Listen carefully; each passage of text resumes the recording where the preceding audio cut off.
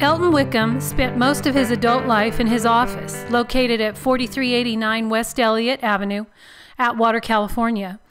Most days he was there from sunup to sundown. He looked forward to going there every day. It was his passion to work.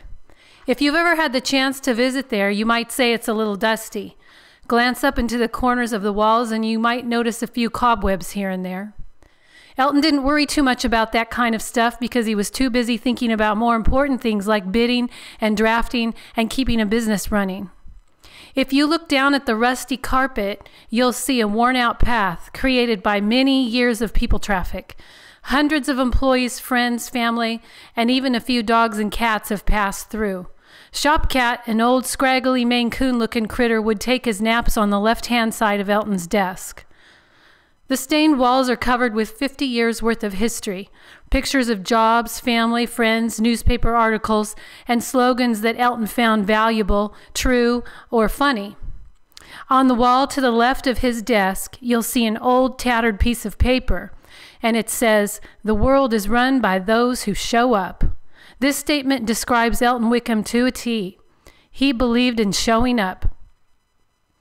Elton was born in Williston, North Dakota, August 14, 1934. He was the firstborn child of Lucille and Alvin Wickham.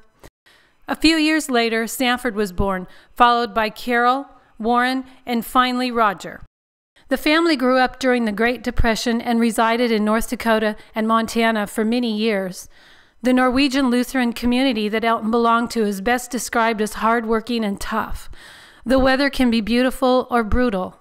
The Wickham family became very good at making a living under harsh economic conditions and what most people would consider a difficult climate. Elton started grade school in 1941, a little one-room schoolhouse in the plains of North Dakota. A husband and wife teaching team taught kindergarten through 8th grade, and Elton mentioned many times how much he admired their hard work.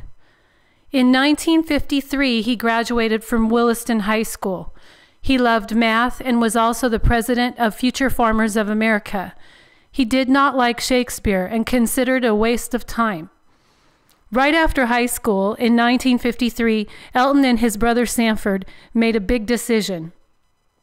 They decided to become contractors and opened Wickham Construction, which specialized in pouring concrete. These opening years were the beginning of a company that grew to 20 employees. By 1956, they were well established, even making the front page of the local Williston newspaper. Life was good. They were young, strong, and eager to work. Elton and Sanford bought a brand spanking new 1955 red and white Mercury. They found a record of one of their favorite songs and played it for their mother. It was titled, "Hold Everything Till I Get Back, No Matter How Long I'm Gone." Then they piled in the car with a friend or two and drove to Disneyland. Their sister Carol recalls them letting her drive the car every once in a while, but she said they made her clean it from head to toe if she drove it. In 1957, Elton showed up to the altar. He married Jeannie Kozlowski, and 16 months later they had me, Gail Jo. A year and a half later, Lyndon was born, and about 3 years later, Wendell came along. In 1964, Sanford and Elton got California fever. Go west, pack it up in the winter, head out to where the weather is warm and where work is to be found any time of the year.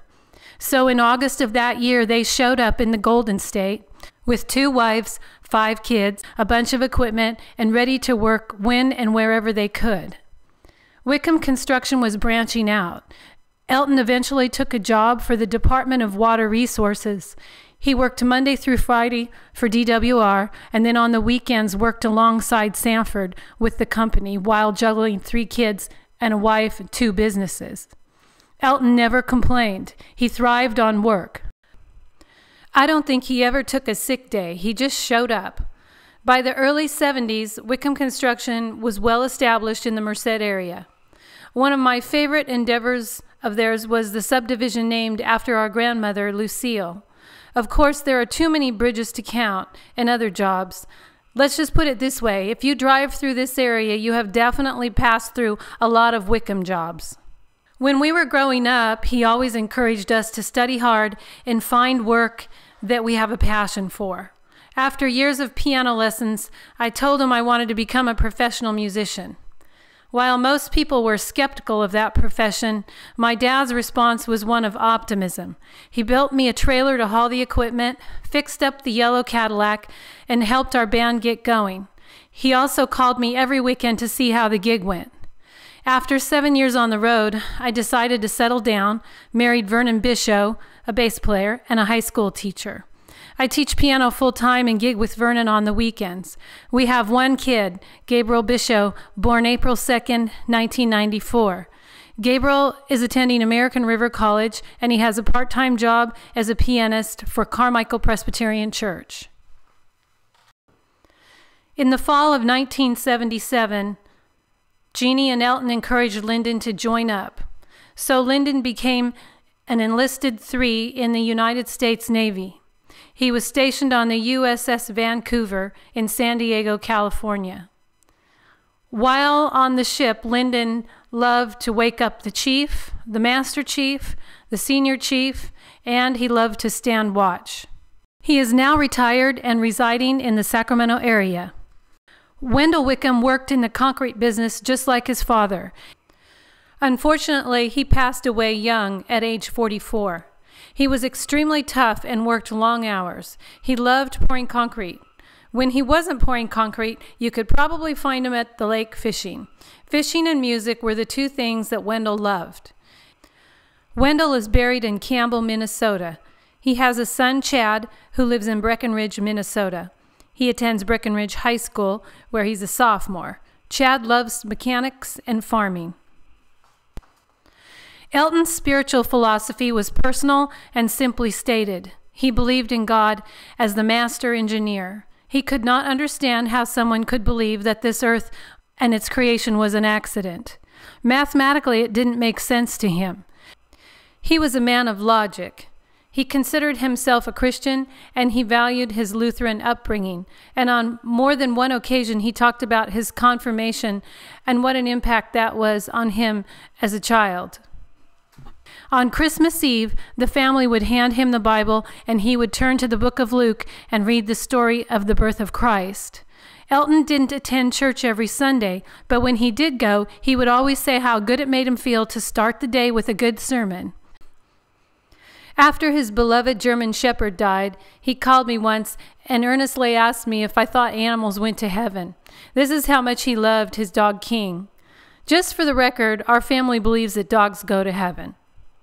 Years ago, he watched a documentary on the history of the song Amazing Grace. He called me and talked a long time about that piece of music and how it was written and the significance of it in history. What a great conversation that was. The central theme of his spirituality was the golden rule, do unto others. This motivation was the reason he helped so many people. Just ask any of his family members, friends, or employees. Some of them will share stories with you today. In 1980, Elton and Jeannie divorced. This was a very difficult time for the entire family. A few years later, Elton met Janelle Oshner.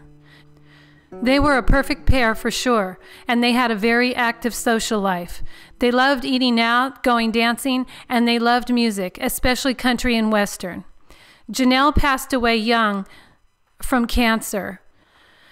Elton's gravesite is next to Janelle's, and that's where he'll be buried. Elton's final years were still productive, and thanks to his devoted employees, the business is still going.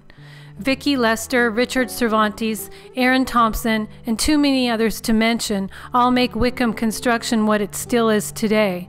An honorable, hardworking group of people who are grateful to have had a relationship with Elton. And for sure, they all show up, like the axiom says. They are always around to work, visit, and help out. Elton would be humbled to know that you took the time to be here. Thank you.